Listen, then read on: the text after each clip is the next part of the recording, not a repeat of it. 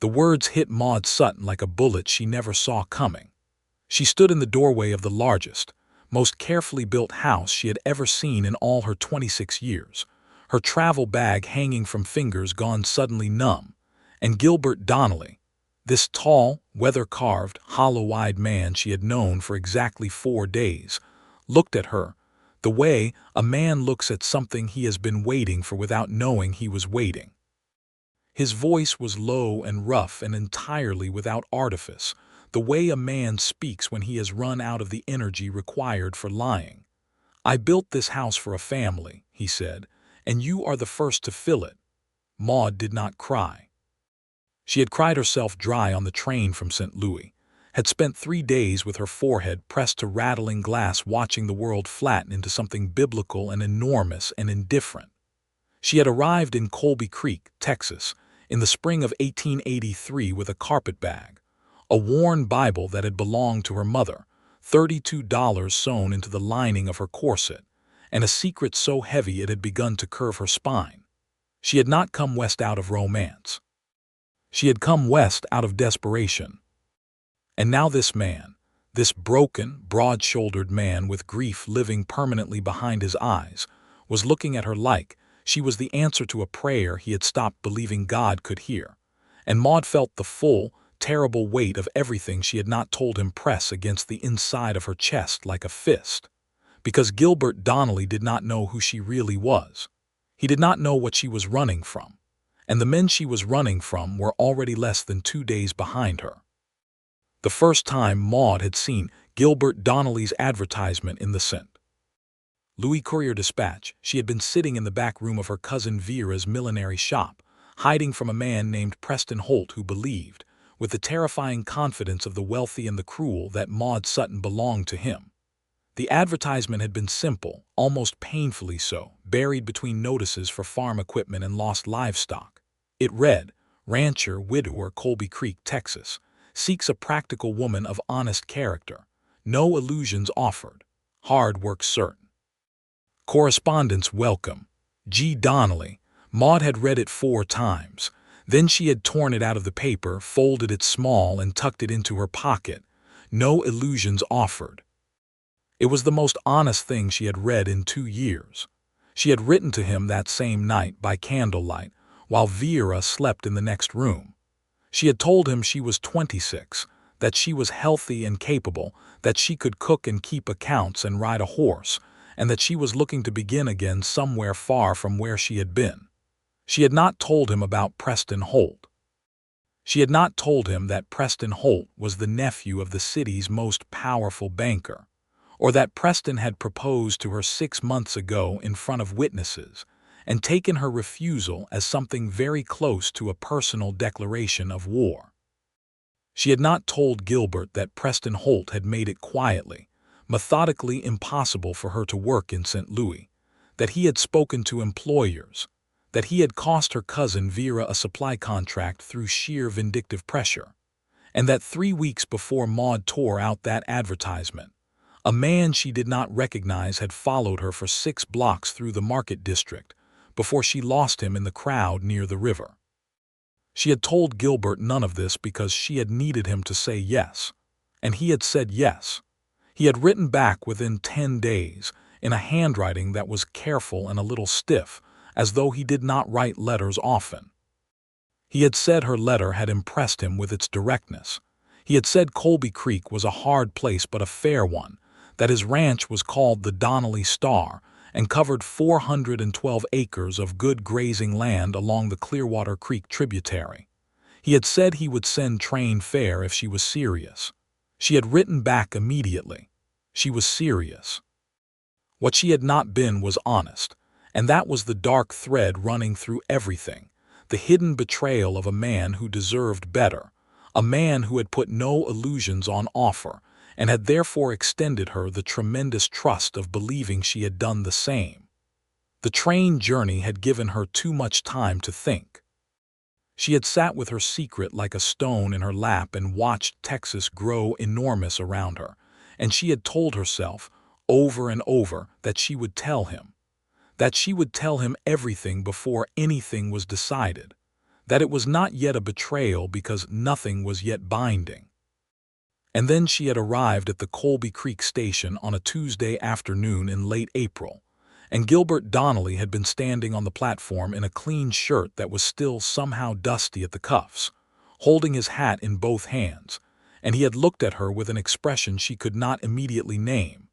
Not hope, exactly, because hope implied something light, and this was something heavier and more cautious than hope. It was more like a man who has learned not to hope, standing at the very edge of doing it again against his better judgment. He had said, "Miss Sutton." She had said, "Mr. Donnelly." And they had shaken hands like two people conducting a very serious transaction, which Maude supposed they were. He had a wagon and 2 horses, a bay mare and a dark roan gelding. He had helped her up to the wagon seat without ceremony, but with a steadiness that she noticed, the kind of steadiness that comes from a man who is simply reliable in his body, who has spent years moving through physical space with the honest economy of someone who has real work to do. He had asked about her journey. She had told him it was long. He had nodded as though she had said something intelligent. They had driven 12 miles from the station to the ranch in a silence that was, surprisingly, not uncomfortable. The land around them was enormous, and the sky was a particular shade of blue that Maude had never seen in Missouri, something deeper and more committed, and she had found herself thinking that if she could just get ahead of this, if she could just tell him before Preston caught up, maybe the story could still be told honestly. The ranch house, when they came to it at last over a low rise, had stopped her breath. She did not know what she had expected. The advertisement had said nothing about the house. She had imagined something functional, a soddy or a rough frame building, the kind of thing a working widower builds for practicality. But the house that sat against the golden hill in the late afternoon light was something else entirely. It was a proper house, 2 stories, white-painted wood that was only beginning to weather, a wide porch running the full length of the front, tall windows that caught the light and held it, a kitchen garden along the south wall that had been planted and then somewhat neglected, its lines still geometrically precise beneath the overgrowth. "It's beautiful," she had said, and meant it entirely. He had said nothing. He had just looked at the house with an expression she could not read, and she had noticed the way his jaw tightened, and she had not asked about it because it was only the first afternoon and she did not yet have the right. The right. She had been thinking about rights a great deal. She had stayed those first 4 days in the upstairs bedroom that he had evidently prepared for her fresh linens, a washstand with a clean pitcher, a small mirror on the wall that caught the morning light. She had cooked. He had eaten. They had talked, carefully at first, then with increasing ease, about the ranch, about the cattle, about the long winter that was only now releasing its grip on the hill country.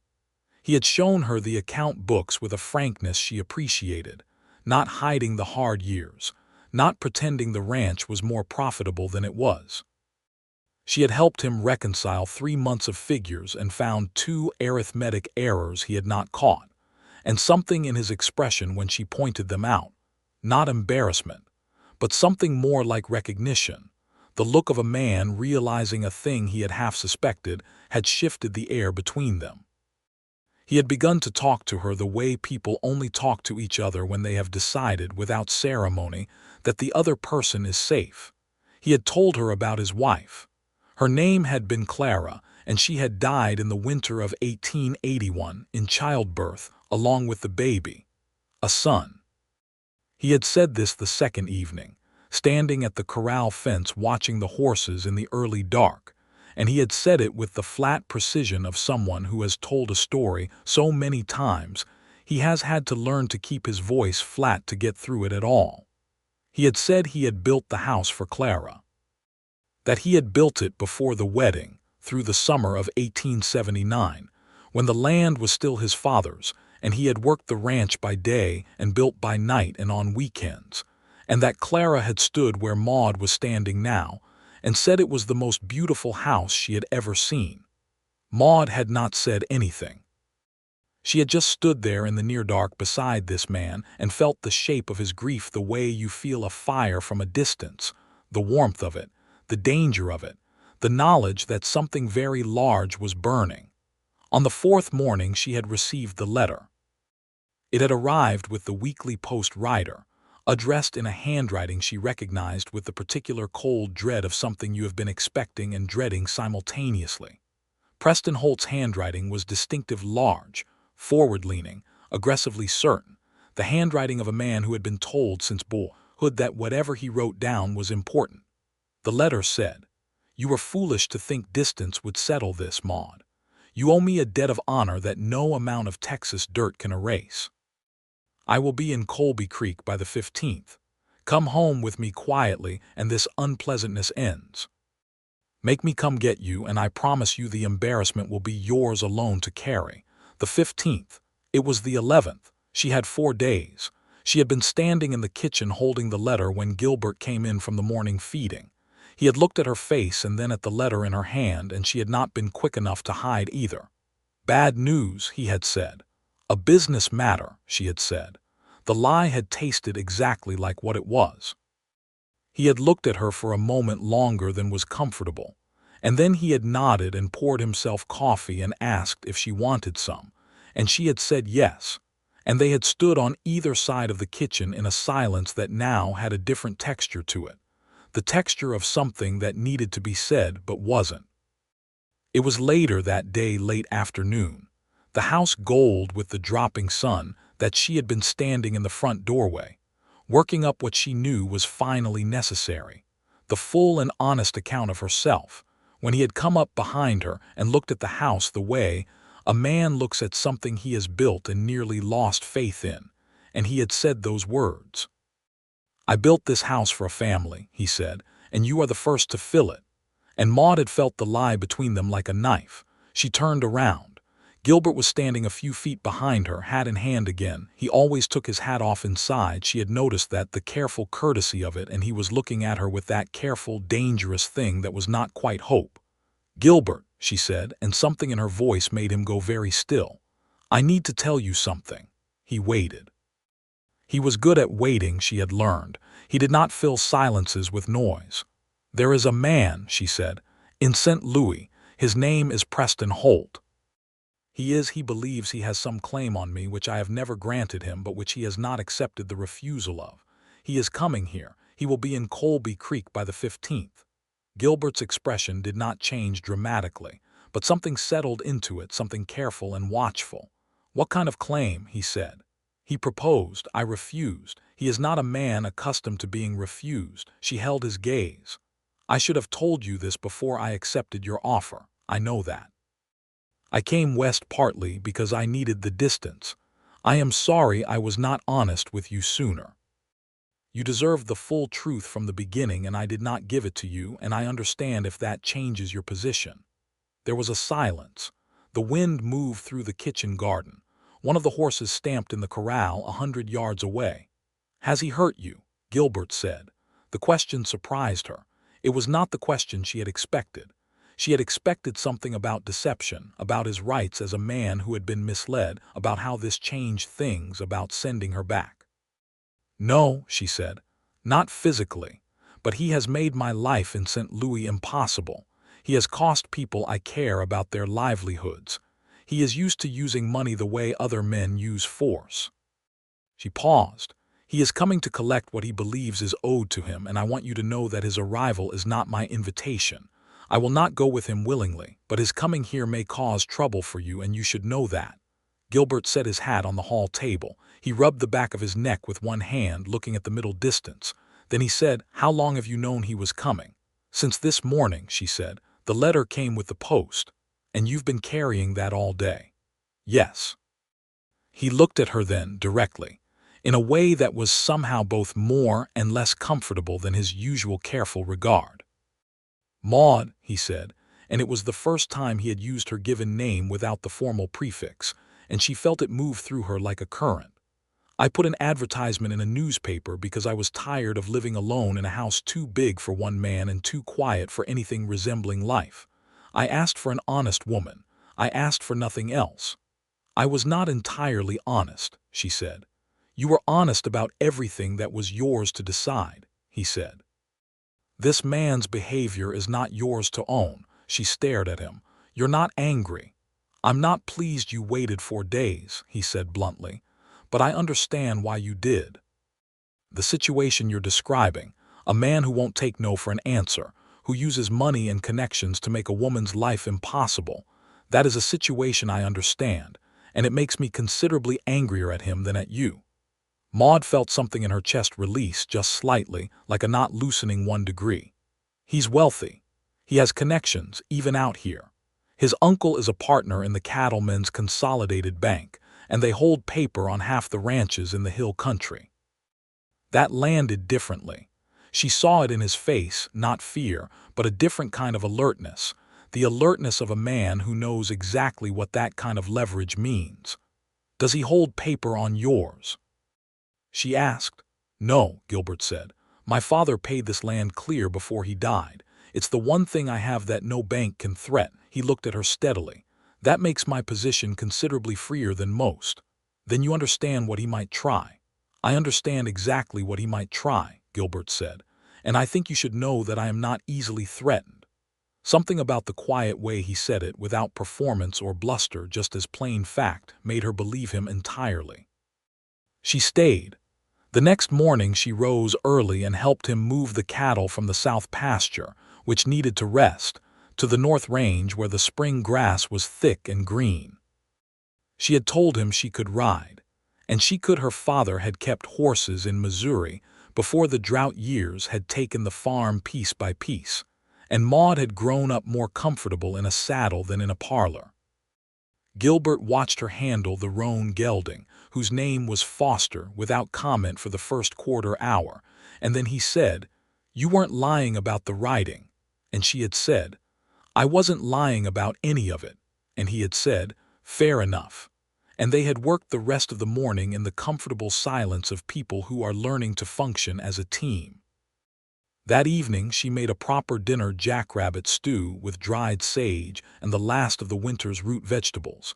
And they sat at the kitchen table together, and he told her about the ranch's history, about how his father, an Irish immigrant named Cormac Donnelly, had come to Texas from County Clare in 1851 with $40 and a talent for reading land, and had built the Donnelly Star from nothing across 30 years of extraordinary stubbornness. "He died 2 years before Clara," Gilbert said. "I think that was a mercy, not having to watch." He looked down at his bowl. "He would have liked you. He liked people who could add sums." "High praise," Maude said, and he looked up and almost smiled. She noticed the almost smile the way you notice a light behind a curtain. There was a self he kept carefully back from the world. She was learning, the way a man keeps a fire banked so it doesn't go out, not dead, just contained, waiting for the conditions to be right before it opened up. She thought Clara must have known that self. She thought grief had taught him to bank it even lower than nature had. On the 12th, she rode into Colby Creek with Gilbert to pick up supplies, and she saw immediately why he had warned her the town was a hard one. Colby Creek was not a large place, a main street of perhaps 12 buildings, a general store, a livery, a bank office, a saloon, a church at the north end, and a scattering of homes and businesses radiating out from the center. But it had the feeling common to many Texas towns of that era, the feeling of a place still making up its mind what it was going to be, where law and lawlessness pressed against each other daily. The man at the bank office was a Mr. Thurston Webb, 50-ish, precise, wearing a suit that was marginally too formal for the dust he was sitting in. When they stopped outside the general store, Maude saw Webb looking at Gilbert with a particular kind of attention that she recognized from St. Louis, the calculating attention of a man who knows a thing about you that you don't know he knows. "Donnelly," Webb called from the bank's front steps. "Heard you had company out at the Star." "Word travels," Gilbert said without looking at him. "Word does travel," Webb agreed pleasantly. "Especially word that comes in from St. Louis on official correspondence." Gilbert looked at him then. "Official correspondence? From a Mr. Preston Holt, through his uncle's bank's regional office. Webb's smile was the smile of a man holding a hand of cards he considers very good. Mr. Holt is a valued partner of Consolidated. He's asked that we extend him every professional courtesy during his visit. Just thought you'd want to know. Gilbert looked at him for a long moment. I appreciate the notice, Thurston. They went into the general store, and when the door closed behind them, Maude said, very quietly, he contacted the bank before he even left St. Louis. He's thorough, Gilbert said. He's trying to make sure there's pressure on you before he even arrives, she said, so that when he gets here, you've already had 4 days of wondering what he can do. Gilbert set his hands on the counter and looked at the list she had written for him with that careful, reading every word attention he gave to anything important. Yes, he said, that's the game. It's a well-played one. Gilbert will buy what we need and go home, he said. There's no value in panic and there's no use in running. The woman behind the counter, Edna Marsh, watched them with the frank curiosity of a woman who runs the nerve center of a small town. She was perhaps 60, with capable hands and clear gray eyes that missed nothing. She said to Maude as she was wrapping the salt, "You're the woman from the advertisement." "I am," Maude said. "Gilbert Donnelly is a good man," Edna said, not softly, not quietly, as though stating a geographic fact. "He's had a hard time of it and it has not made him hard. That's not common." Maude looked at her. "No," she said, "it isn't." Edna looked at her with those gray eyes for a moment. "You're in some kind of trouble." It was not a question. Maude held her gaze. "Working my way through it," she said. Edna nodded, a single precise nod, and went back to her wrapping, and Maude understood somehow that she had just been evaluated and found acceptable, and that this mattered in a way she could not entirely account for. On the drive back to the ranch, the sky to the south went purple with the threat of a spring storm, and they made it back as the first heavy drops began to fall. They got the horses into the stable and pulled the wagon under the lean-to, and they stood in the stable doorway watching the rain come across the hill country in gray curtains, and Gilbert said, "Tell me more about him, about Holt." So she told him, all of it properly, without the editing she had been doing until now. She told him about the courtship, such as it was. Preston Holt had begun calling on her 2 years ago, when she had been working as a bookkeeper at Alderman's Dry Goods on Market Street. And he had been charming in the beginning, the kind of charming that is very studied and very effective, and takes a while to recognize as costume rather than character. She told him about the proposal, about the way Preston's face had changed when she said no, how something underneath the charm had shown itself like a blade being turned in the light. She told him about the subsequent months, the job she lost, the landlady who suddenly needed her room, the way Vera's supply contract had been pulled the week after Vera publicly declined Preston's request that Maude no longer be welcome in her shop. She told him about the man who had followed her near the river. Gilbert listened to all of it without interruption. The rain moved through the valley in successive waves, and the horses shifted and breathed around them. When she finished, he said, "He's not in love with you." She looked at him.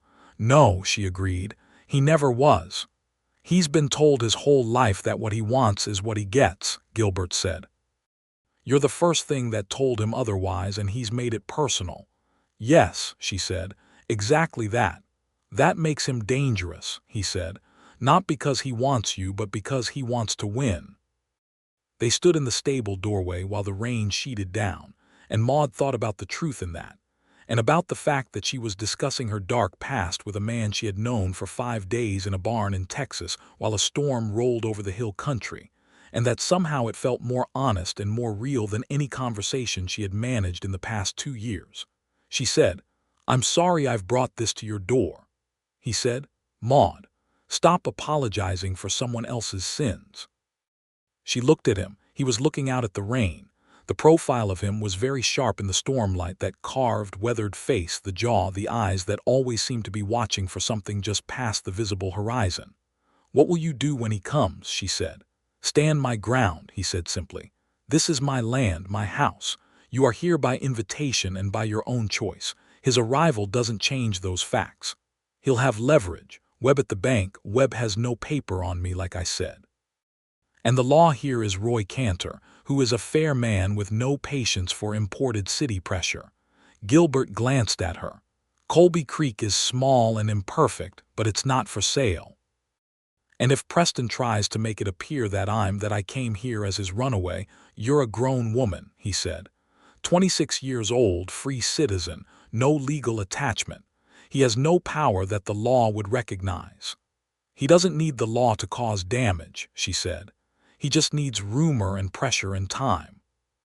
Then we don't give him time, Gilbert said. And something about the way he said it made her look at him carefully, because it sounded very close to something she did not yet quite have the courage to name. The rain slowed that evening and stopped by dark, and Maude lay in her upstairs room listening to the settled quiet of the house and the land around it, the way it breathed in the aftermath of weather, and she thought about what he had said, "You are the first to fill it," and she let herself, carefully, begin to feel what she had been holding at arm's length since she had arrived. She liked him. She more than liked him. She found herself liking him in the particular, frightening way that moves in under your guard precisely because it is so honest and so unperformed. He had not tried to impress her. He had shown her the real accounts and the hard winters and the grave on the hill where his wife and son were buried, and she had stood at that grave with him the third evening and said nothing, and he had said nothing, and it had been one of the most intimate silences of her life. He was broken, she thought. Anyone could see that. But he was broken in the way that certain kinds of wood are broken, cracked through, but still standing, still bearing weight, the grain of the thing still beautiful and strong along its length. She thought about Clara. She thought about what it meant to love a man who had loved someone before, whether that prior love was a shadow or a foundation. She suspected, with Gilbert, it was foundation, that Clara had made him capable of loving well, and that losing her had taught him what that capacity cost, and she thought that this made him, paradoxically, more worth loving than a man who had never loved at all. She stopped herself. She was being a fool. Preston Holt was 3 days away, and she was lying in a man's spare room cataloging the reasons she was falling in love with him. She got up the next morning and made herself useful. The 13th was a long working day. Gilbert had fence to repair along the North Range, where the winter had heaved several posts, and Maude rode out with him and held wire and drove stakes and discovered muscles she had not used since her father's farm. And by the time the sun was going down, she was pleasantly tired in a way that felt like honest currency. They rode back in the last light, and the sky over the western hills was the color of hammered copper, and she felt something she had not felt in 2 years, something that was almost peace.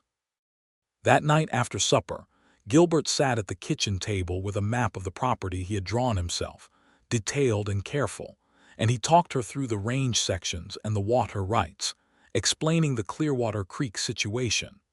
There was an upstream rancher named Briggs who had been gradually encroaching on the water access, not yet illegally but with clear intent. And as he talked, she found herself leaning over the table beside him to see the map better. And at some point she realized their shoulders were nearly touching and that neither of them had moved away. He looked up and found her looking at him, and they were very close, and neither of them moved for a moment. "Sorry," she said, pulling back. "Don't be," he said, and looked back at the map, but his ears had gone red, and she filed that away with a private, traitorous happiness. The 14th arrived like a held breath. Preston would come tomorrow. The whole ranch felt taut with it, though Gilbert conducted himself with a calm that Maude found both reassuring and a little awed. He had sent a note to Sheriff Roy Cantor in town, brief and factual, informing him that a visitor was expected tomorrow who might require the sheriff's awareness, and Cantor had sent back a single line, "Understood. Stay out of trouble and I'll do the same." Gilbert had also, without fanfare, cleaned and checked the Winchester that hung in the hallway, and she had watched him do it, not with aggression but with the simple practicality of a man who understands that preparation is not the same as violence. "Do you think it will come to that?" she said. "No," he said. "Men like Holt don't get their own hands dirty if they can help it. He'll come with words and implied threats. That's his weapon. He replaced the rifle on its hook. But I was raised in this country and I was taught to prepare for what might happen, not what's likely. She nodded. Then she said, Gilbert, whatever happens tomorrow, I want you to know that I'm grateful. Deeply and genuinely. You didn't have to stand between me and this, and you're doing it without any obligation that I could claim. He looked at her with that steady gaze. You're on my land, he said, under my roof. He paused and something moved through his face, something he was deciding whether to say. You're not a guest here, Maude, or you don't feel like one. These past 5 days have felt like, he stopped. Like what? She said very quietly. Like the house finally makes sense, he said. That's all. She felt those words land in her chest and stay there. He went to check the horses. She stood in the hallway for a long time in the lamplight. Preston Holt arrived in Colby Creek at 10:30 on the morning of the 15th, which Maude knew because she saw the cloud of dust from the North Range where she and Gilbert were checking the cattle count. She recognized the cloud as belonging to a coach too large and too sustained for a single horse, the kind of travel a man takes when he wants to arrive with an impression. She looked at Gilbert. He was already looking at the dust. Shall we go in? He said. They rode back to the ranch, and they were standing on the front porch when the coach came down the track from the Colby Creek Road 20 minutes later. It was a hired coach, well appointed, the kind that had to be ordered from the county seat, and Preston Holt stepped out of it looking exactly as she remembered, immaculate, handsome in the way of men who have always had good tailors and no real labor, his dark hair perfectly arranged, his boots without a grain of Texas dust, because he had clearly just put them on for the purpose of arriving clean. He was accompanied by 2 men she did not recognize, large men wearing the studied casualness of hired muscle affecting disinterest. Preston looked at the house. He looked at Gilbert. He looked at Maude. His expression ran through several calculations very quickly before it settled into its default public register, which was the pleasantly confident look of a man who has never genuinely doubted the outcome of anything. Maude, he said, you look well. Preston, she said. He looked at Gilbert with a smile that was all surface. You must be Donnelly. I'm Preston Holt of St. Louis. You may have received some correspondence about me. I received a letter from Maude about you, Gilbert said. And a word from the bank. His hands were easy at his sides.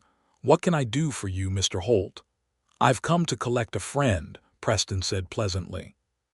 I believe there was some misunderstanding about Maude's plans. I'm here to straighten it out. There's no misunderstanding, Maude said. Her voice was very steady. I came here by my own choice. I am staying by my own choice. You have no claim on me that the law would recognize, and I am asking you to leave.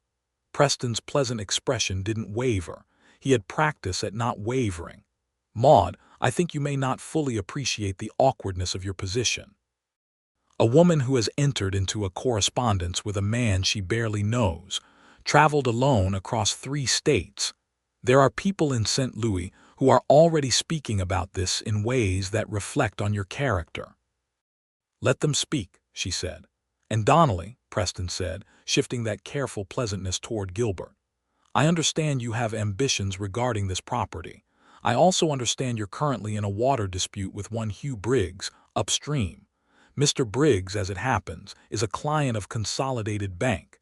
It would be such a shame if his situation encouraged him toward legal remedies that might complicate your access. Gilbert looked at him for a long, unhurried moment. Mr. Holt, he said, you've traveled a considerable distance to threaten a woman who doesn't want you and a man who owes you nothing. I'll tell you what I told the woman when she tried to apologize for your behavior. You own your actions and she owns hers. She has made her choice clearly. You've heard it. There's nothing left to discuss. Preston's face shifted. Something beneath the pleasantness showed itself, just briefly, the blade in the light. You're making a significant mistake. I've made a number of those in my life, Gilbert said. I don't believe today is one of them. The bank has no paper on this land, Gilbert said. Has no interest in my affairs. And would, I think, be quite interested to know that one of their valued partners is using their name to conduct what amounts to personal harassment of a private citizen on private property. He held Preston's gaze steadily. "I've written down this conversation. I'll write down this conversation too. Sheriff Cantor has been advised of your visit. I suggest you make the most of your trip and see something of the Texas Hill Country before you head back to St. Louis." The two men with Preston shifted. Preston looked at Maude one more time, and she held his gaze without flinching, and she saw him recalculate. He was not, she had always understood, a stupid man. He was a man who operated on the principle that everyone had a price or a pressure point, and he was learning visibly that the particular combination of Maude Sutton and Gilbert Donnelly was not yielding the pressure point he had mapped. "This isn't finished," he said, quietly. The pleasantness was entirely gone now. "It is on my property," Gilbert said, the same quiet, the same absolute, unperformed certainty. Preston got back into the coach. His men followed. The driver turned the horses and they went back up the track, and Maude watched them go until the dust was very small against the hill country sky. She became aware that she was shaking slightly. Not from fear exactly, but from the release of 4 days of sustained tension, the way a muscle shakes when the weight it has been holding is finally set down. Gilbert's hand came to her shoulder, not grabbing, just a steady, warm weight. "He'll go to the bank," she said. "Yes," Gilbert agreed. "And Thurston Webb will make sympathetic noises and do nothing because whatever Webb's social ambitions, he's not going to risk a legal confrontation with a landowner who has clean title and a written record of a threatening visit." "You're very certain." "I'm usually wrong when I hurry," he said. "I've learned to think slow." She turned and looked at him. He was still watching the direction the coach had gone, and she looked at the side of his face in the spring light and felt something large and irrevocable click into place inside her, the way a gate closes and you hear the latch catch, definitive and right. "Gilbert," she said. He looked at her. "I would like to stay," she said, "if you'll still have me, not just for the arrangement, not just for practical reasons. I would like to stay because this place has begun to feel like something I didn't know I was looking for, and you have become—" She stopped and started again more carefully. "You have treated me with more honesty and more fairness in 5 days than most people manage in a year, and I find that I very much do not want to leave." He looked at her for a long time. The wind moved through the kitchen garden. The horses stamped in the distant corral. "I'm not a whole person," he said quietly. "I want to be honest about that. Clara, losing the baby, it changed the geography of things inside me. There are parts that I don't know are recoverable." "I know," she said. "I know that. I don't want you to expect what I may not be able to give," he said. "I'm not asking for what you don't have," she said. "I'm asking to stay and find out what's here." Another long silence. Then he said, "The kitchen garden needs tending. I planted it for Clara, and then after she was gone I couldn't do anything with it. I'd be glad to see it tended." It was a strange thing to say, she might have thought, except that she understood it perfectly. It was him saying yes in the language he had available. "I'll tend it," she said. They were married on the 28th of April, 1883, in the Colby Creek Church, in a ceremony that was small by any measure, Pastor Elias Horton officiating. Edna Marsh from the general store as witness for Maude, Roy Cantor the sheriff as witness for Gilbert, and a scattering of neighboring ranchers and townspeople who had come partly out of goodwill and partly out of the frank curiosity that a small town grants itself around any significant event. Maude wore a dress she had brought from St. Louis, ivory cotton with a blue sash, which was not technically a wedding dress, but which Edna Marsh had declared perfectly suitable with an authority that brooked no argument. Gilbert wore his good suit, which was dark and clean and fit him very well, and he stood at the front of the church with Roy Cantor and watched her walk up the aisle with an expression that she would, years later, describe as the one she loved best from that whole period, that look of a man allowing himself to hope fully, without the protections that caution had been building for 2 years. Pastor Horton read the service. They made their promises. Gilbert placed a ring on her finger, a simple band that had been his mother's, which he had cleaned and polished and offered with the same careful directness with which he offered everything, without ornament or theater, just the plain, significant gesture itself. After the service, Edna Marsh had somehow organized a wedding supper in the church hall, which materialized with the inexplicable efficiency that small communities produce when they decide something ought to happen. And there was food, and there was music from a fiddle and a battered upright piano. And Maude sat next to her husband, and felt the last of the cold, running tension of the past month's release from her shoulders and her spine and go out of her. Roy Cantor pulled Gilbert aside at some point, and when Gilbert came back he said, quietly, Cantor had a wire from the county sheriff. Holt left Colby Creek the day after he came, took the train back to St. Louis. It's over, she said. He's not going to come back, Gilbert said. Men like that, when the leverage doesn't work, they move on to a problem they can win. There's no victory left for him here. She let out a breath. I keep waiting to feel relieved. You will, he said. Give it a few days. He was right. He was nearly always right about the time things needed. The first weeks of their marriage had the particular texture of two people learning an entirely new grammar between them. The vocabulary of shared space and shared time, the negotiation of habits and expectations, and the small daily revelations about each other that constitute the real work of knowing someone. She learned that he woke before dawn without exception, that he drank his coffee black and standing up, that he had a deep and private habit of reading in the evenings, history mostly, and sometimes law books, which explained the precision of his thinking, and that he had a kind of humor that was so dry and so quiet that she sometimes only caught it several seconds after he had delivered it, and the catching of it always made her laugh harder than she expected. He learned that she had strong opinions about the organization of a kitchen, and that these opinions were worth respecting. He learned that she had a habit of humming while she worked, not quite a tune, more of a sustained note that shifted pitch with her mood, and that the pitch of this humming became a reliable gauge of the emotional temperature of the household. He learned that she had an extraordinary head for numbers and a talent for correspondence, and he began bringing her the ranch's business matters as a matter-of-course letters to buyers, disputes with suppliers, the Clearwater Creek water rights issue with Hugh Briggs, and she handled them with an efficiency that genuinely moved him, not because he was surprised by her capability, but because he had forgotten what it felt like to share the weight. He told her this one evening in June, sitting on the front porch in the warm dark. He said, I forgot what it was like to not carry everything alone. She said, so did I. They sat in the dark together, and after a while his hand found hers on the porch railing, and they sat like that until the stars were fully out.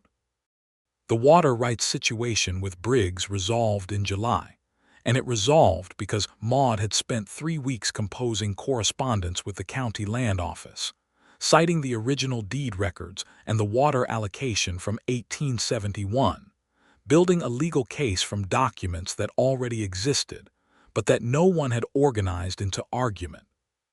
The county office found in Gilbert's favor without it going to a judge, and the resulting order established the Donnelly Star's access clearly and permanently.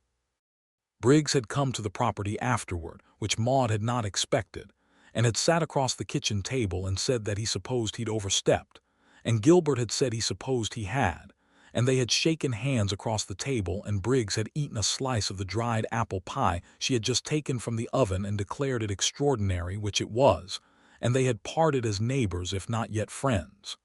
You won that, Gilbert told her afterward. The documents won it, she said. You organized the documents, he said. It's the same thing.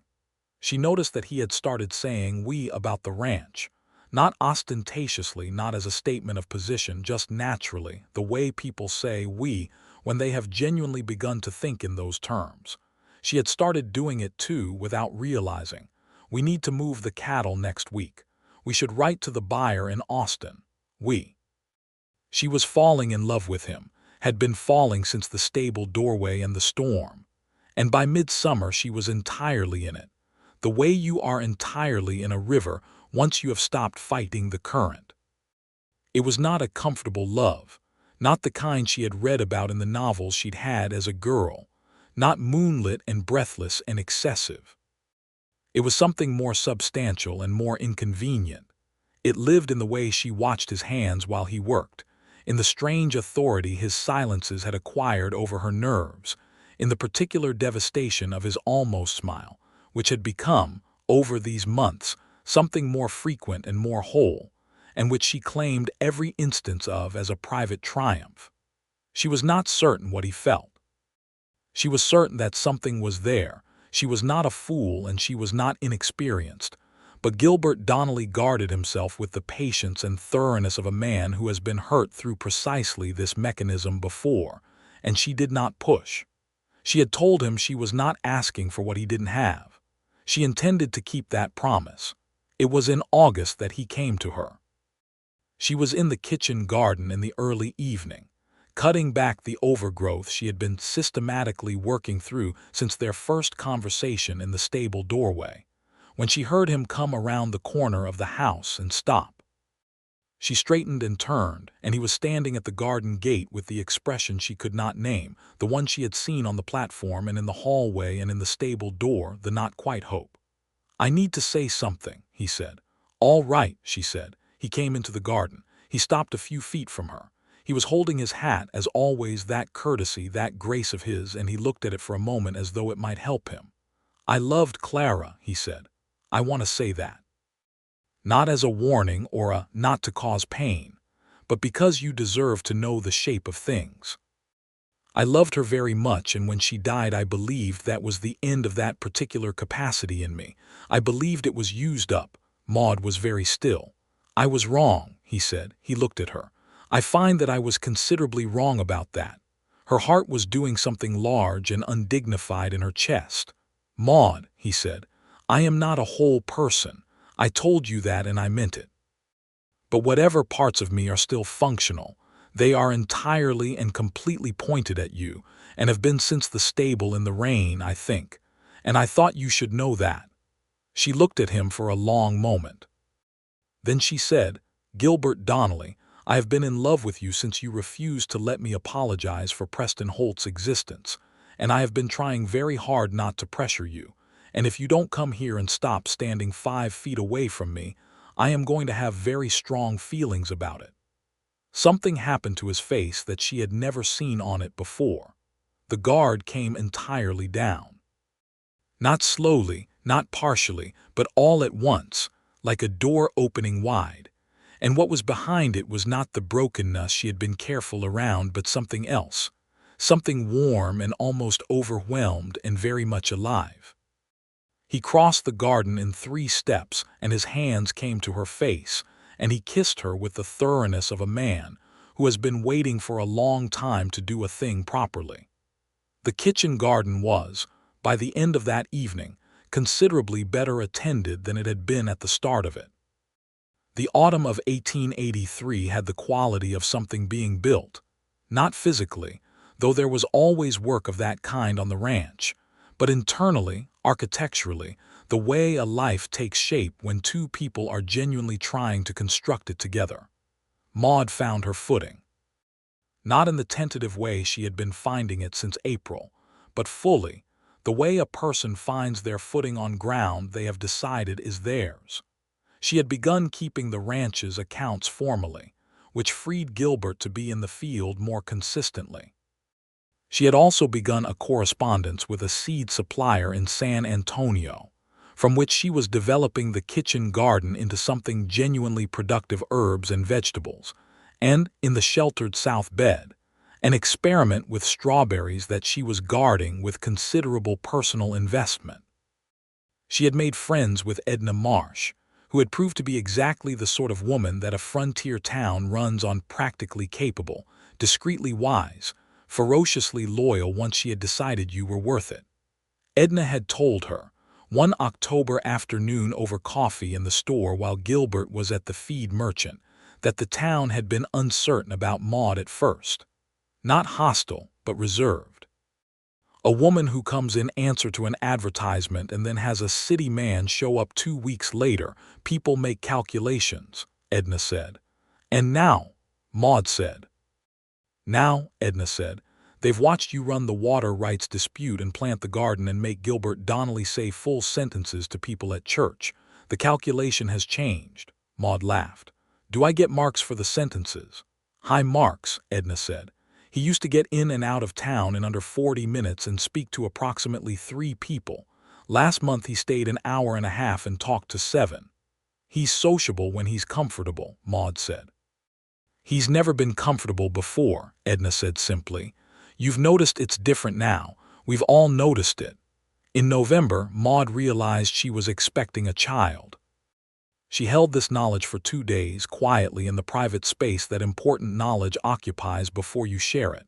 And she found that it was something she wanted, that the wanting of it had come very naturally and without the fear she might have expected, because she was on ground she trusted now, beside a man she trusted, in a house that had been built for exactly this. She told him in the evening after supper while he was reading and she was mending.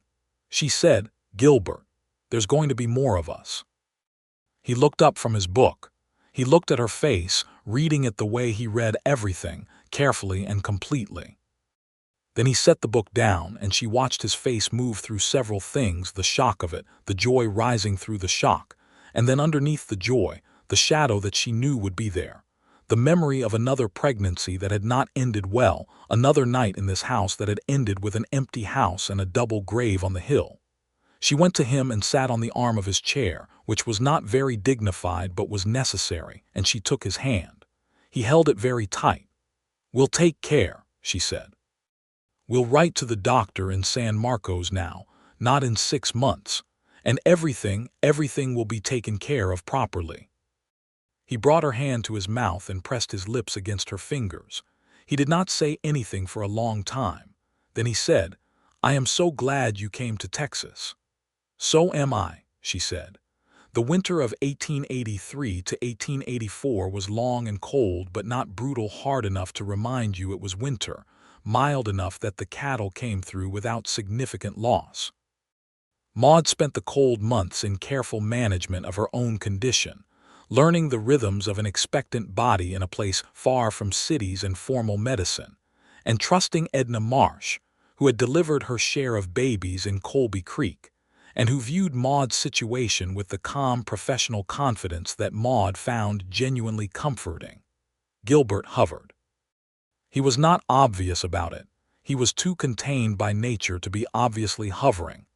But she noticed the extra trips he made to check if she needed anything, the way he had quietly moved his morning routine so that he checked on her before going to the field, the concerned glance he gave her if she seemed tired. She found it entirely endearing and told him so, and he said he was not hovering. He was being efficient, and she said that was a reasonable way to describe hovering, and he almost smiled.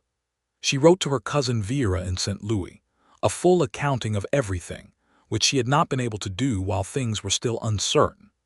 Vera wrote back 12 pages of relief and joy, and several strongly worded opinions about Preston Holt that Maude read with great satisfaction.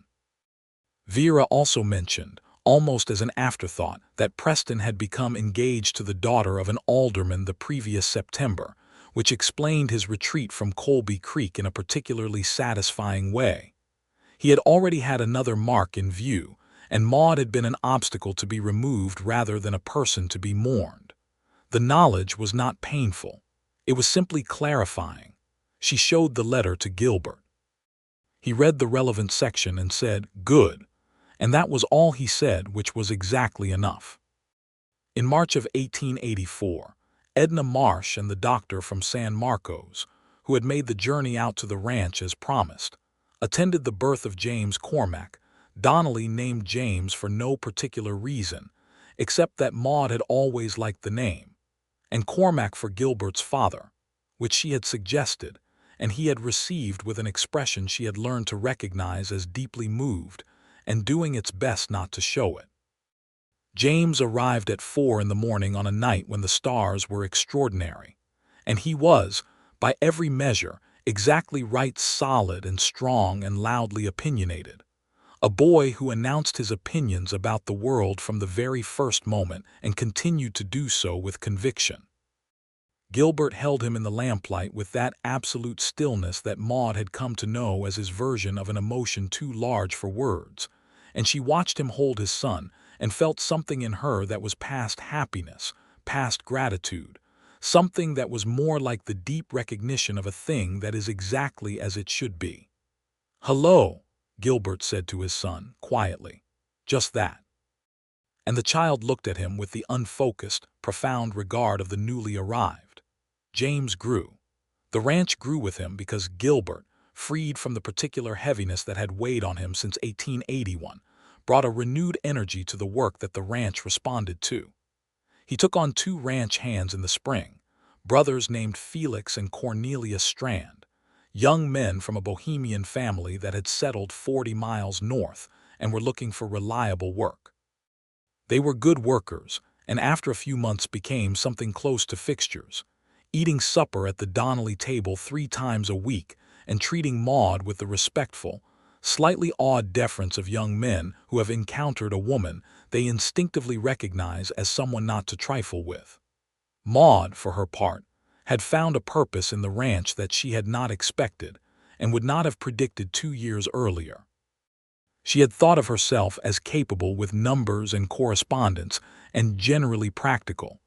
She had not thought of herself as someone with a vision for a place. But the Donnelly Star had grown into her the way certain kinds of roots do into certain kinds of soil, and she found herself thinking about it the way she thought about important things, with plans, with long views, with the patient intention to build something worth having. She expanded the kitchen garden into a proper kitchen garden. She established a small orchard of apple and peach trees along the eastern slope. She began keeping chickens. She started, quietly and without announcement, negotiating a better arrangement with the cattle buyer in Austin, because the existing arrangement had been inherited from a period when Gilbert had less leverage than he had now, and she could see a significantly better deal in the documents if someone cared to make it. She made it. Gilbert, reviewing the new contract, looked at her across the kitchen table and said, "Maude, the terms reflect the current quality of the herd, which is better than it was 4 years ago," she said. "It was overdue. This is significantly better than what we had." "Yes," she said. He looked at her for a moment longer. "When did you start this negotiation?" "February," she said. "I didn't want to say anything until I knew it would go through." "February was 4 months ago." "Yes," she said. "The buyer is a deliberate man." He put the contract down on the table and looked at her with something that was fully open and fully warm and very certain, and he said, "I do not know what I did to deserve you, but I intend to spend the rest of my life being grateful for it." "You put a good advertisement in the newspaper," she said, "and you answered my letter within 10 days, and you didn't lie about anything. Those seem like low standards for deserving someone." "They are surprisingly high standards," she said. "You'd be amazed." James learned to walk in the autumn of 1884, a proceeding he approached with the determination of someone who considers falling a temporary inconvenience rather than a deterrent. He made his first successful crossing of the kitchen floor at 10 months, which was early enough that Edna Marsh declared him exceptional and Felix Strand lifted him above his head in celebration, and Cornelius fell off the porch step in his enthusiasm to see, which made everyone laugh, including Cornelius. The first Christmas at the Donnelly Star was a thing that Maude had organized with great thoroughness: pine boughs on the mantel, a proper goose which she had sourced through Edna, a pudding which she had started in early November, and Gilbert had watched the transformation of the house with an expression she kept catching and storing, the expression of a man inside the thing he built for, finally, the warmth of it. On Christmas evening, after James was asleep and the house was quiet, they sat in the parlor by the fire and Maude said, "Are you happy, Gilbert?" He looked at her. He seemed to consider the question seriously, the way he considered everything seriously. Then he said, "I'm the happiest I have been since before Clara died, And I think I might become happier still, which I would not have thought possible 18 months ago." "Why happier still?" she said. "Because it keeps growing," he said. "I thought that when I lost Clara, what I'd had was finished, the total of what I'd get from life in this direction. But it turns out that isn't how it works." He looked at the fire. "It keeps growing, and that surprises me constantly." She leaned against him. He put his arm around her. They sat by the fire in the house he had built for a family, the house that now was exactly that, and outside the Texas night was very still and very full of stars.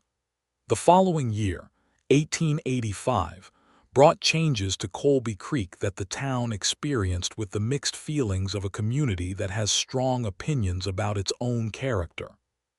The railway arrived, not the main line, but a spur connecting Colby Creek to the main San Antonio route, which brought commerce and newcomers, and the particular churn of modernizing ambition that altered the face of every Texas town it touched.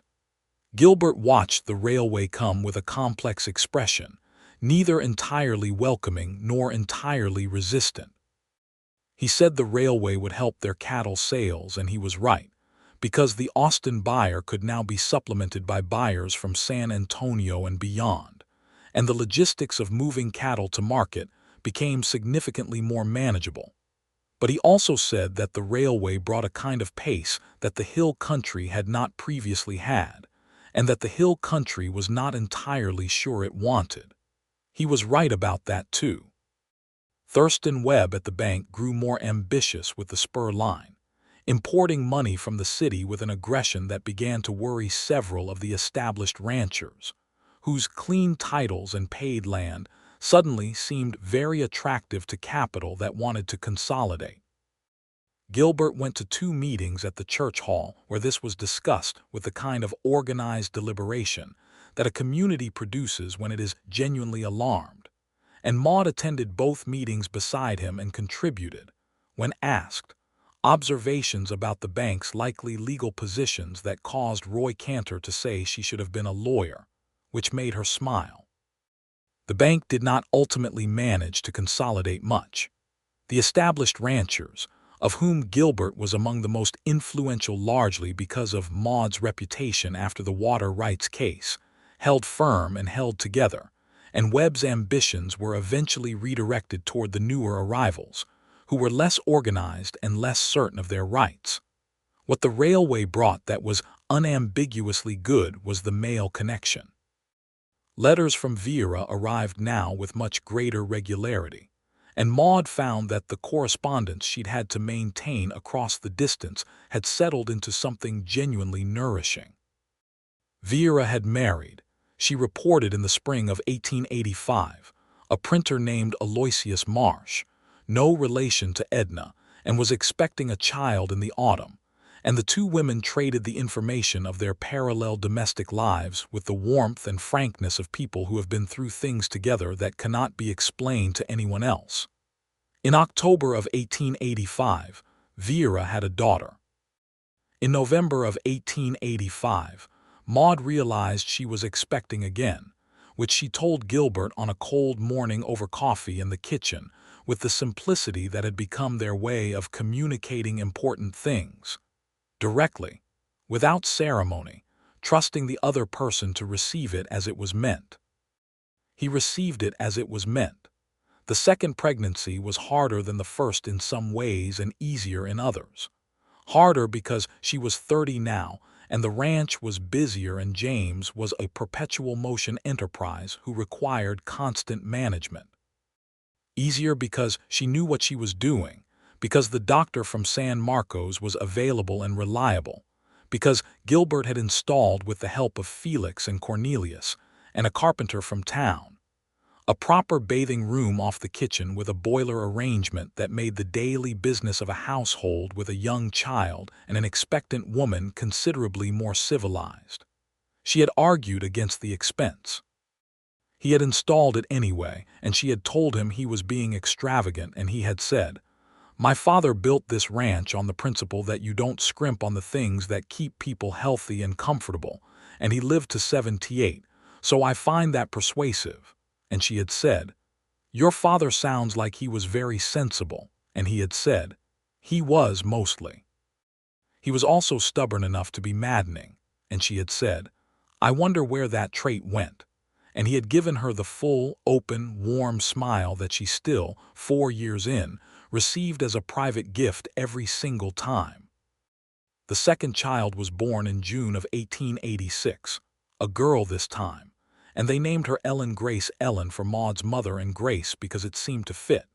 Because she was, from the beginning, a baby of extraordinary, particular beauty, not demanding but observant, watching the world with large dark eyes that had Gilbert's steadiness and Maude's curiosity, and an expression that already in infancy suggested she was forming considered opinions about everything she saw. James, who was 2, regarded Ellen with initial suspicion, and then with the proprietary pride of a small person who has claimed something as his own responsibility. And Maude found him several times sitting very gravely beside Ellen's cradle, talking to her in the monologues of a toddler who has many important things to communicate and no patience for interruption. The Donnelly Star in 1886 was a different place than it had been in 1883. Physically different, the orchard was becoming established.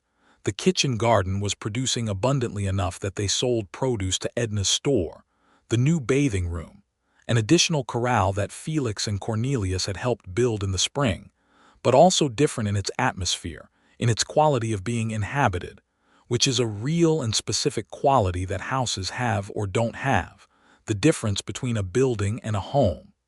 Gilbert went to the grave on the hill sometimes. Maude knew this. She had always known it, and she had never even once made him feel that she wished he didn't. She had gone with him a few times, quietly, standing beside him in the way that you stand beside someone at the edge of their private sorrow, not filling the space, but just being present in it. He had shown her Clara's grave with the simple honesty he showed her everything, and she had thought that she was grateful for Clara, actually and genuinely grateful, because Clara had been good for this man and had made him capable of what he was now, and she honored that with all the sincerity she had.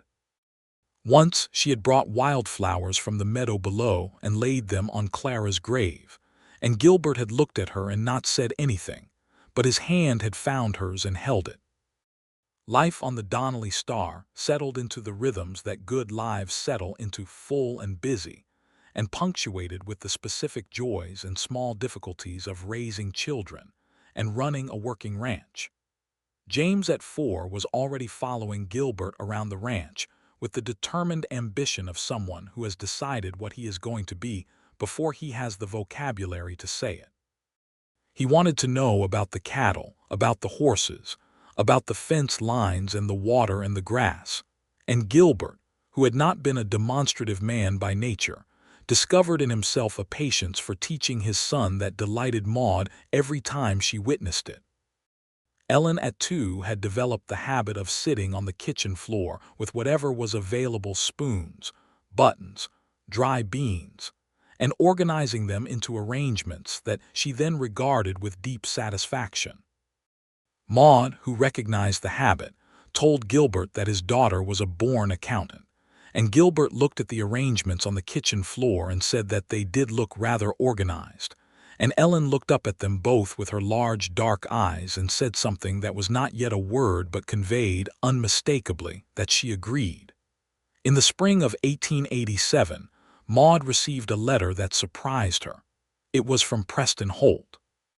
It was short, correct in its formality, and said simply that he had heard through mutual acquaintance that she was well and settled, that he wished her and her family well, and that he regretted the manner of their parting, which he acknowledged had been unbecoming. It was the closest thing to an apology that a man of Preston Holt's formation was likely to produce, and Maude read it twice and then showed it to Gilbert. Gilbert read it. He set it down. He said, "What do you want to do with it?" "I think I want to write back," she said. "I think I want to say thank you and wish him well, not because he earned it but because carrying that resentment, it's not useful." "No," Gilbert agreed. "It isn't. Is that foolish?" she said. "No," he said. "It's generous. There's a difference." She wrote back. She did not hear from Preston Holt again after that, which was exactly the right amount of contact. James Cormac Donnelly started school in the autumn of 1888 in Colby Creek, which now had a proper schoolhouse thanks largely to a building fund that Maude had helped organize.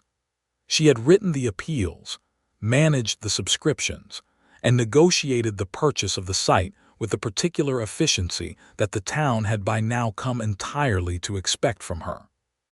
The schoolteacher was a Miss Adelaide Park from Austin, 24 years old, who arrived with a trunk full of books and a firm conviction about the value of mathematics which immediately recommended her to Maude. Miss Park came to supper at the Donnelly Star in her second week, at Maude's invitation, and she and Gilbert had a long conversation about the county's land-grant history that Maude listened to with great satisfaction, because it was exactly the kind of conversation that Colby Creek needed to be able to have, and having a teacher who could have it was the beginning of the town becoming a town, rather than just a collection of buildings around a main street. James took to school with enthusiasm. He was not the best reader in his class. That was a girl named Lucy Strand, Felix's younger sister, who read with a speed and avidity that Miss Park openly marveled at, but he was a good student, methodical and serious in the way of his father, and he came home with the day's lessons and reported them to Ellen with the gravity of someone providing a formal briefing, which Ellen received with the focused attention of someone who intends to be prepared. In 1888, Maude was 31 and Gilbert was 37, and the Donnelly Star was running 300 head of cattle on its 412 acres, which was a good, sustainable number, and the orchard had produced its first commercial yield of apples and peaches which she had sold in Colby Creek and through Edna to a buyer in the county seat. She had also begun, quietly, experimentally growing herbs on the south side of the house and drying them for sale, thyme and sage and lavender, and a variety of others, and this small enterprise had become something she loved for its own sake, for the cultivation of it, for the way the herb bed smelled in the morning. Gilbert had built her a proper drying shed for the herbs, which he had done without being asked, constructing it during the 2 weeks in late spring when the cattle work was between cycles and he had time. He had built it well, with the same care he brought to everything he built, and she had stood looking at it on the morning he showed it to her, and felt that specific form of being loved that expresses itself in attention to what the other person values. "You built this," she said. "It's not complicated," he said, with that blunt honesty that was one of his most essential qualities. "You paid attention to what I was trying to do," she said, "and you built what it needed. That's not nothing." He looked at the shed and then at her and he said, "I like making things that are useful to you. I always have."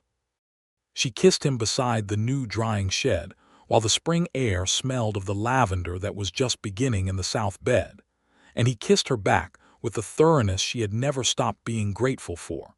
And inside the house James and Ellen could be heard having a spirited disagreement about something that would resolve itself, as their disagreements always did, within 10 minutes. The summer of 1889 brought drought to the hill country, which was not exceptional but was serious, and the Donnelly Star managed it better than most of its neighbors because of the Clearwater Creek access they had fought for in 1883, and because Maude had been quietly building a water storage arrangement, 2 cisterns and a diversion channel, that Gilbert had helped plan and Felix and Cornelius had helped build over the previous winter. It was the kind of preparation that looks unnecessary until it becomes essential, and when the drought came, it was essential, and the ranch's cattle came through it at better rates than the neighbors who had not prepared.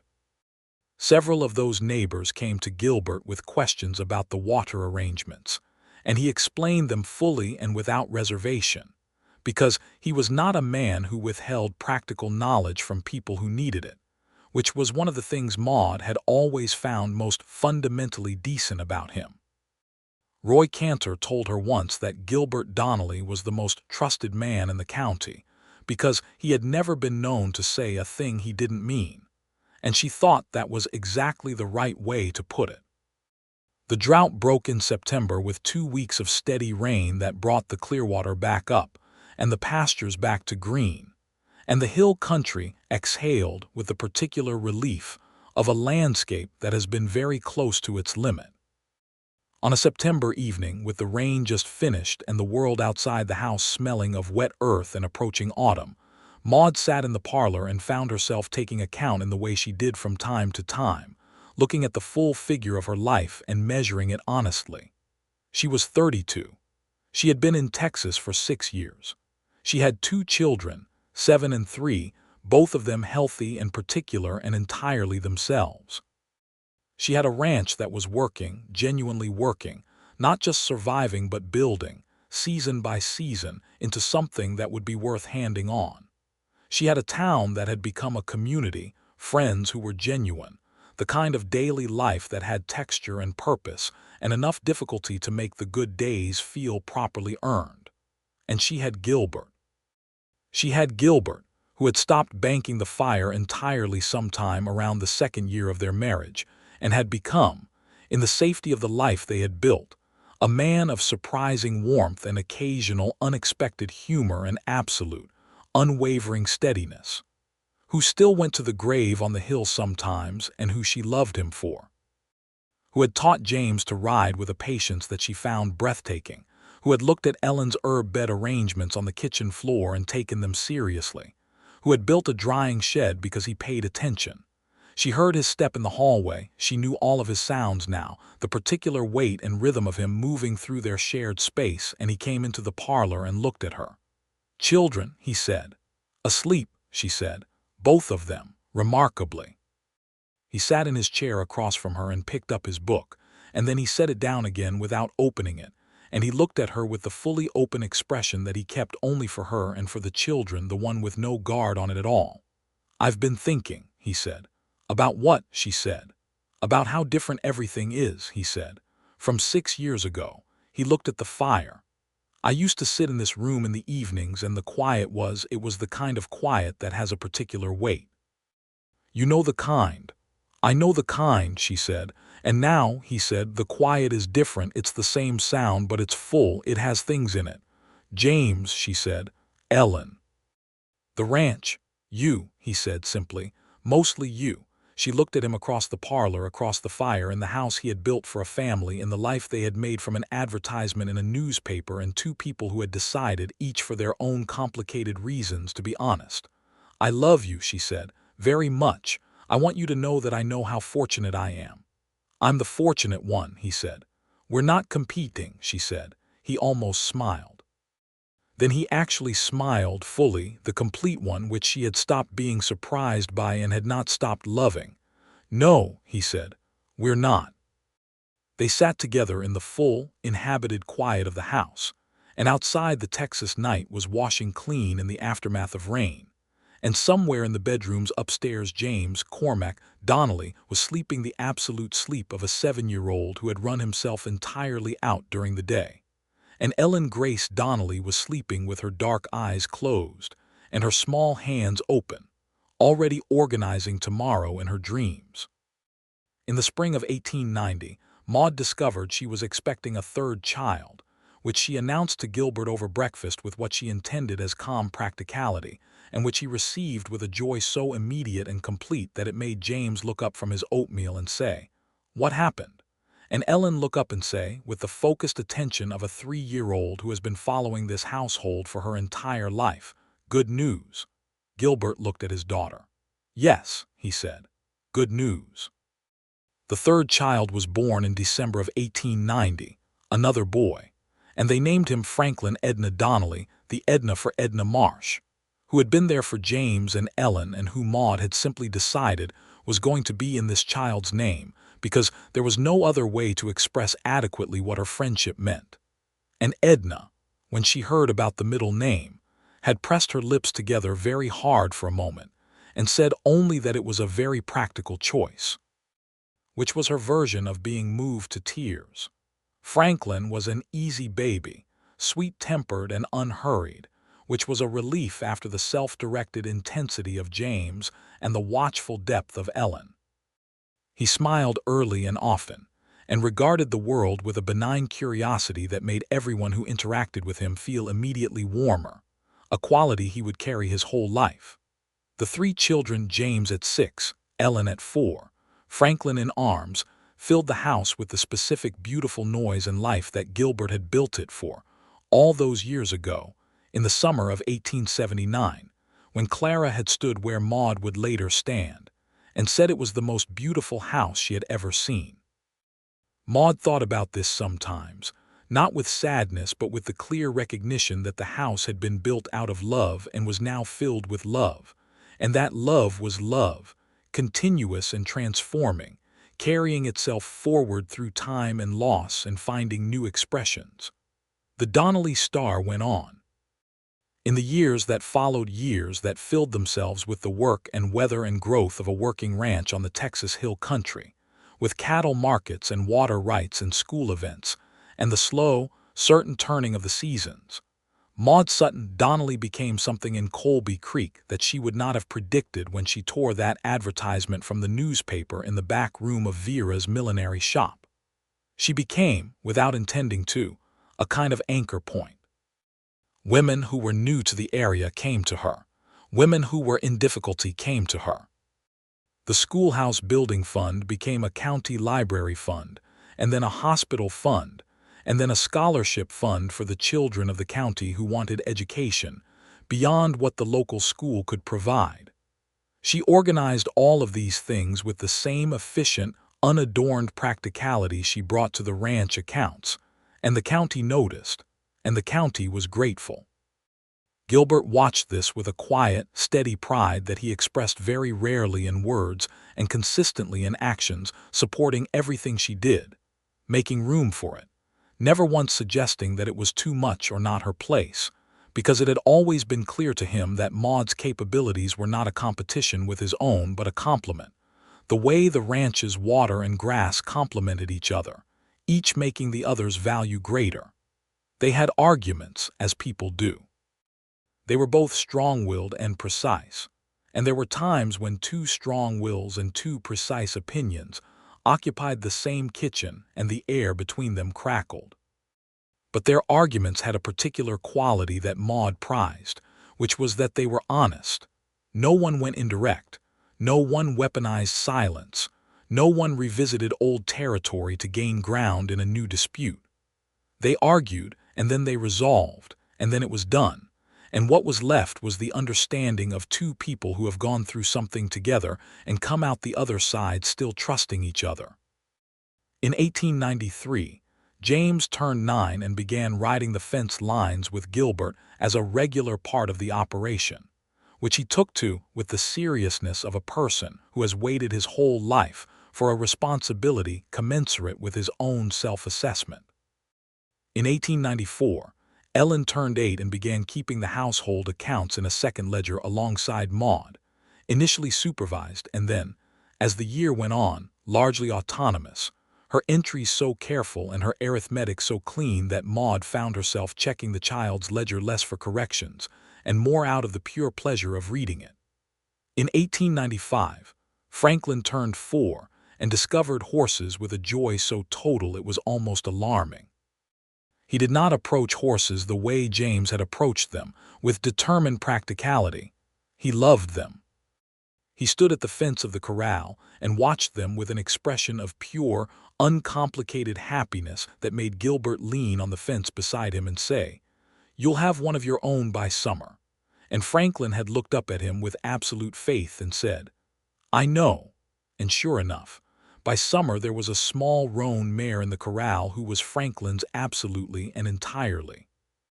On a summer evening in 1896, when James was 12 and Ellen was 10, and Franklin was 5, and the Donnelly Star was running 500 head of cattle on land that had been expanded twice through careful and legitimate negotiation, Gilbert and Maude sat on the front porch in the long summer light and watched their children in the yard below, James showing Ellen something about the working of a gate latch, which Ellen was observing with careful attention, Before demonstrating, she had understood it better than he had explained it.